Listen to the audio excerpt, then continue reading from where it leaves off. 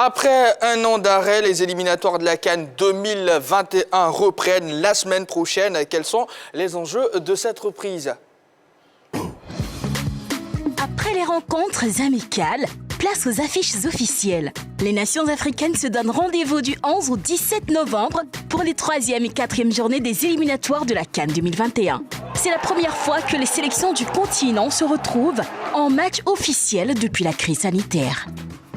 La CAF peut pousser un ouf de soulagement après plusieurs mois sans activité. L'instance dont le calendrier a été chamboulé a enfin l'occasion de rattraper le temps perdu et éviter le surcharge de calendrier. Objectif, renflouer les caisses après avoir dépensé énormément d'argent pour soutenir les fédérations, grâce notamment à la tenue des matchs. Qu'en est-il des grandes nations du continent?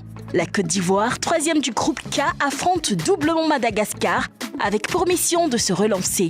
Pour cela, il va falloir réunir un groupe compétitif après les 2 derniers matchs amicaux soldés par une défaite et un nul. Les éléphants ont surtout perdu une place au dernier classement FIFA. Les pharaons d'Égypte traversent pareille situation. Mohamed Salah et ses partenaires sont également 3e de leur poule, derrière des nations comme le Comore et le Kenya.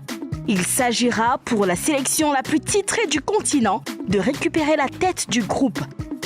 Les Lions indomptables du Cameroun, eux aussi, disputent face au Zimbabwe le fauteuil de leader du groupe F. A l'inverse, le Sénégal, la Tunisie, le Ghana ou l'Algérie sont toutes leaders de leurs loges respectives, avec pour enjeu de conserver la première place et de faire un pas de plus dans la qualification à la phase finale de la CAN. La reprise des éliminatoires profitant aux nations africaines qu'à la CAF, qui sont plus en marge de leurs homologues européennes, pourvu que le calendrier ne subisse aucun chamboulement de dernière minute.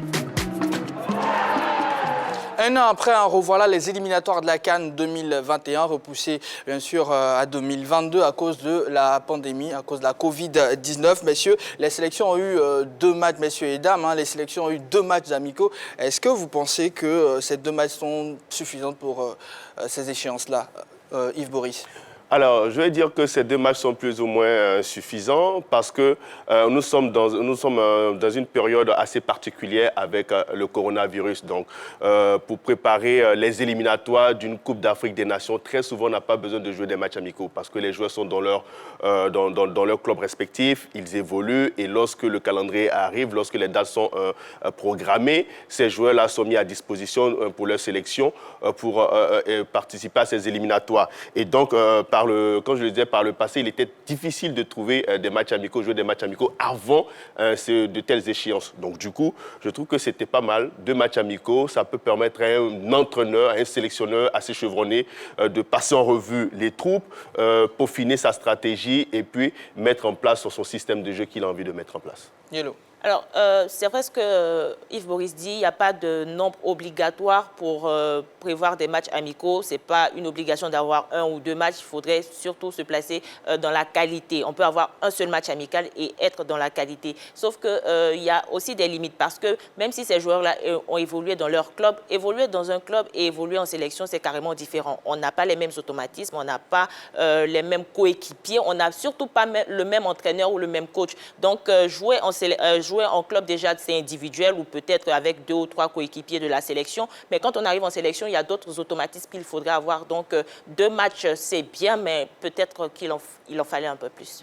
Roger, Stéphane, Jojo, quelque chose à ajouter? Non, quel que soit le nombre de matchs joués, ça ne détermine pas la CAN aura lieu. La CAN aura lieu. Bon, en fait, en réalité aussi, bon, il y a des équipes qui ont l'habitude de jouer ce genre de match-là, que ce soit un match amical, des matchs amicaux, mais arrivé à la CAN, ils ne foutent rien. Quand même, les matchs amicaux, là, ils remportent tous ces matchs. On dit, ils sont prêts, ceux-là, ils ont gagné 6 matchs. Ils ont gagné 7 matchs. Mais après, au final, ils seront perdre là-bas et puis ils seront sortis au premier tour. Bon, mais après, c'est toujours bon. Après aussi, c'est toujours, voilà, c'est toujours important de jouer des matchs amicaux. Ça veut dire qu'il n'y a pas beaucoup de fenêtres internationales. Je crois qu'on a 3 ou 4 ans par rapport aux équipes donc, pour préparer les différentes compétitions. Donc, un match amical, c'est toujours important. Ça permet aux sélectionneurs, aux différents sélectionneurs d'avoir les joueurs en situation, travailler des combinaisons, préparer des stratégies, mettre les joueurs dans un ensemble, dans un mouvement avant des grandes compétitions. C'est toujours important. Mais il faut savoir que les équipes nationales internationales africaines n'ont pas toujours beaucoup de matchs amicaux, hein, en raison du calendrier très serré avec les clubs, en raison du calendrier très serré avec les compétitions éliminatoires des équipes nationales. Généralement, il n'y a pas beaucoup de matchs amicaux. Donc, 2, ça peut être suffisant. Si l'entraîneur a bien préparé ses plans, s'il a un bon groupe, il peut préparer une bonne équipe par rapport aux compétitions officielles. Mais bon, l'idéal aurait été qu'une équipe ait beaucoup de matchs amicaux. Mais contrairement à ce que dit Joël, les matchs amicaux sont... les matchs amicaux sont très importants. Alors, dans l'élément vidéo, bien sûr, les enjeux de cette reprise ont été évoqués. Pour les équipes, les 2 prochaines journées, est-ce qu'elles sont déjà cruciales? Absolument. Elles seront même très déterminantes pour la suite de la compétition. D'abord, sur les équipes qui ont déjà 2 victoires, en cas de 2 victoires, seront qualifiées pour la phase finale. Celles qui ont déjà 2 défaites pourraient être éliminées en cas de mauvais résultats par rapport aux éliminatoires. Et donc, les 2 prochains matchs vont permettre de modifier à coup sûr, les différents classements dans les différentes poules. Donc, il est évident qu'au sorti de la 3e et 4e journée, toutes les équipes seront situées plus ou moins sur leur avenir par rapport à la suite des éliminatoires de cette CAN 2021. Et donc, ça veut dire qu'effectivement, ces 2 matchs à venir là sont très importants. Il y a des équipes qui ont fait le carton plein. C'est le cas de l'équipe de Madagascar dans notre poule. Il y a des équipes qui ont une victoire, un match nul, et une défaite. C'est notre cas. Dans le groupe K, c'est notre cas. Et puis, il y a des équipes qui se retrouvent à 0 points. Donc, tout le monde est un peu obligé de faire des résultats importants, mais vraiment importants, sur 3e et 4e journée, afin d'anticiper ou bien d'entrevoir la suite de la compétition avec beaucoup plus de sérénité. C'est clair que pendant ces 2 matchs miroirs, ce sera assez déterminant. On saura tout de suite les équipes qui sont en bonne position pour se qualifier. Et ce sera très intéressant. Tout de suite, on saura les équipes qualifiées, on saura les équipes qui ne pourront pas se qualifier pour aller à cette CAN du côté du Cameroun. Alors, Roger Stéphane, quels sont les enjeux pour la CAF? Bon, beaucoup quand même. D'abord, j'ai envie de dire que la CAN doit renaître ou bien revivre un peu, parce qu'il n'y a pas de compétition au niveau des sélections depuis la crise de la Covid. Elle a eu quelques difficultés là à terminer les coupes les clubs avec la Ligue des Champions et la Coupe de la Confédération. Donc là, la CAN revient un peu avec les éliminatoires de sa compétition phare, qui est cette Coupe d'Afrique des Nations. Et donc, la CAN fait son retour. Parce qu'il faut voir quand même qu'en Europe, les Européens se portent très très bien avec la Ligue des Nations là qui court depuis. Les Sud-Américains ont repris les éliminatoires de la Coupe du Monde. Ça se passe très très bien. Donc on attendait un peu le continent africain par rapport à cette situation. Ensuite, c'est de voir un peu des matchs avec public, parce que c'est la première compétition post-Covid, de voir un peu les matchs avec public.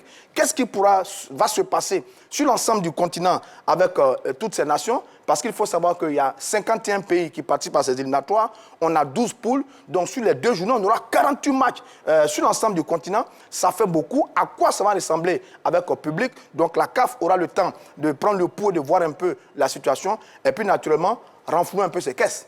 Parce que la CAF est vraiment touchée par rapport à la Covid. Donc, le retour aux compétitions va permettre à notre confédération de renflouer un peu les caisses. Donc, on l'a mis dans l'autre. On considère que le retour de la compétition est une très bonne chose pour la Confédération africaine de football et est une très bonne chose également pour l'ensemble du continent africain et pour les caisses de notre institution. J'ai envie de dire du football sur le continent. En parlant de public, clairement, je vais rajouter un truc. L'Afrique, c'est le continent qui n'a pas vraiment été touché par cette maladie-là. Mais pourquoi c'est nous, on reporte toujours les compétitions, on est en train de traîner pendant que les Européens, même l'Italie, les pays comme ça, en France, qui ont été... Mais non, mais c'est-à-dire, bon, je touche du bois, si par hasard, on était le continent qui était le plus touché par cette maladie-là, bon, on allait reprendre en 2030? Moi, je ne comprends pas. Moi, c'est la question que je pose. Jojo, vous avez parlé de public. Hein, la FIF offre donc 30 000 tickets donc, pour le match Côte d'Ivoire-Madagascar à Ebimpe sur les 60 012 places disponibles. C'est déjà pas mal. C'est une très bonne chose ce que fait la FIF d'octroyer à la population, aux supporters des éléphants de Côte d'Ivoire, 30 000 places pour accompagner, supporter nos footballeurs lors de cette double confrontation face à cette équipe de Madagascar. Ce qu'il faut rappeler aussi, vous avez évoqué les enjeux, le défi de la responsabilité pour la CAF de pouvoir bien organiser ces matchs des éliminatoires pour cette Coupe d'Afrique des Nations, déjà qui a été repoussée, on le savait. elle devait être organisée par le Cameroun en 2019. Et puis, bon, par la suite, le Cameroun a dû laisser sa place à l'Égypte. Et puis, bien, là, avec la pandémie du Covid, on décale encore d'une année. Cette CAN a été vraiment un peu bousculée, un peu trop repoussée. C'est déjà bien. Il faut terminer son calendrier. Il faut faire en sorte de pouvoir finir avec ces matchs amicaux. Et puis, maintenant, penser à l'organisation de cette Coupe d'Afrique des Nations pour le plus grand bonheur du public sportif africain, parce que c'est la compétition reine, phare même au niveau de l'Afrique. Et quand vous remarquez que cette compétition-là, certains parlent, là je vais lancer un peu une patate chaude, certains parlent de la décaler de 4 ans. Ah, ouais, ça va faire beaucoup pour les Africains d'attendre 4 ans pour suivre. Il faut dire aussi, ça a déjà fait jaser on n'est pas à ça. On n'est pas à ça, mais je pense qu'il faut aller très vite du côté de la CAF, organiser rapidement ces compétitions, ces éliminatoires, pour qu'on puisse avancer, pour que notre football puisse continuer de marcher, de rouler. Alors, la Fédération malgache, tantôt, avait émis une requête ou un souhait pour que le match soit délocalisé. Je me pose véritablement une question de savoir si le match est toujours... non, délocalisé. La Fédération malgache ne voulait pas que ce match se joue en Côte d'Ivoire. Donc, déjà, on n'a pas encore la réponse de la CAF et on octroie 30 000 places à des supporters ivoiriens. On est prévoyant. Je crois que c'est clair. Si la CAF ne s'est pas prononcée là-dessus et que... Pour le moment. Pour le moment, mais je crois... non, écoutez, si la CAF devait se prononcer, c'est depuis fort longtemps. Là, on entame même peut-être la semaine. La CAF a 10 jours pour pouvoir se prononcer. Salut que Yellow, chacun fait son boulot. Hein. Si. Les Malgaches ont saisi la CAF pour effectivement demander un report ou une délocalisation du match, ce qui est fait tout à fait justifié. Ils ont posé le problème de la Covid. Bon, on attend la réponse de la CAF, mais avant la réponse de la CAF, la Fédération ivoirienne de football fait son job, fait son travail. Elle se prépare à accueillir ce match. Elle prépare le public ivoirien à accueillir ce match. Le stade de BMP, il fait 60 000 places. Bon, on en prévoit 30 000. C'est pour respecter un peu les mesures barrières par rapport à la Covid. Donc, nous tous, on se met dans le mouvement par rapport à ce match parce qu'il est très important. Je rappelle que les Malgaches sont leaders de la poule. On a une obligation de résultat pour avoir 6 points et les rattraper au classement. Donc, c'est un match important pour nous. Maintenant, sur les enjeux, il n'y a pas que les enjeux pour la CAF. Il y a les enjeux pour tout le monde. Pour les sélections et les joueurs qui eux-mêmes vont retrouver les sélections et la chaleur du public parce que ça leur manque quand même depuis un certain temps. Les sélections elles-mêmes qui vont retrouver la compétition officielle et puis le public qui va pouvoir communier aussi avec les stars, avec les joueurs. Bon, je dis l'un dans l'autre. Tout le monde est un peu gagnant dans le retour de cette compétition. Dans les 30 000, c'est y compris les supporters malgaches ou c'est que... Non, ça c'est la FIF, la Fédération ivoirienne de football qui donne à... C'est évidemment pour les supporters malgaches. Combien sont-ils en Côte d'Ivoire pour aller... Il y en a, évidemment. Moi, je ne comprends pas. Les 30 000, c'est pour les Ivoiriens ou même pour les supporters malgaches? Et tout le monde. C'est pour tout le monde. Ils ne doivent pas reporter cette compétition, bien ce match-là. Parce qu'ils ont donné le travail à tout le monde. Hein. Ils ont commencé à donner le travail à ceux qui nettoient dans le stade là-bas, ceux qui vont vendre tickets le jour là. Non, les tickets sont gratuits. Ceux qui sont en train de nettoyer à côté actuellement, là, c'est leur gombo. Vous allez reporter. Parce que va donner le travail. On va jouer. Le match va se jouer. On va jouer. Voilà, les tickets sont gratuits à retirer donc au siège de la FIF, à la mairie de Yopougon, à la mairie d'Abobo. Alors, on va dire au revoir à Jojo parce que c'est l'heure de la pub. Il va céder sa place à notre invité. Et puis notre invité, naturellement, va nous parler de badminton, un sport très peu connu ici en Côte d'Ivoire. Réagissez sur la page Facebook de la 3. Dites-nous si vous avez déjà pratiqué ce sport, si vous le connaissez. En tout cas, sur ce plateau, on se fera le plaisir de vous lire. À tout de suite.